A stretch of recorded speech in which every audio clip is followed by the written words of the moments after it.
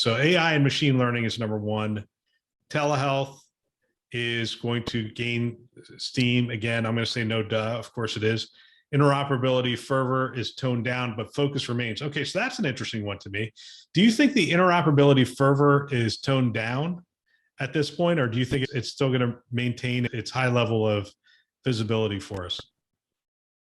I think it's because, of current event. I think it was at HIMSS when ONC and CMS were going to launch their big rules, and then everything got pushed back and the pandemic set in. And so it became a little bit of a sideshow, and we had to have some delays in there, right?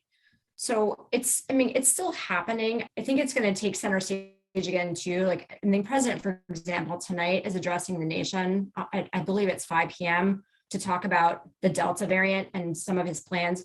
And then you also had that 17-page plan, I think it was 17-page document that he put out the other day, how to address pandemics in the future. I bring this all back to say about interoperability. We'll probably still have it stay in the sun because we need to have better interoperability and standardization for the public health infrastructure. The same problems we had last year. Oh, shocker, Bill, guess what? You can't solve them in a year, and there's still a problem today. Like one example, I know you might be like, oh, I've heard this before, patient identification. That's a problem. Another area too that I think will continue to see it stay is the transfers of care.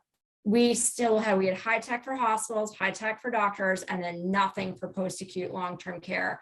And they're still out there, and some of them are savvy, but they need help. They need some government assistance to help facilitate these care handoffs, because at the end of the day, it's about the patient. And so the hospitals will probably be the ones that get penalized. We're paying attention to this very closely at Chime. And those are places where I think interoperability could really, really flourish. But we have to put some attention into those areas.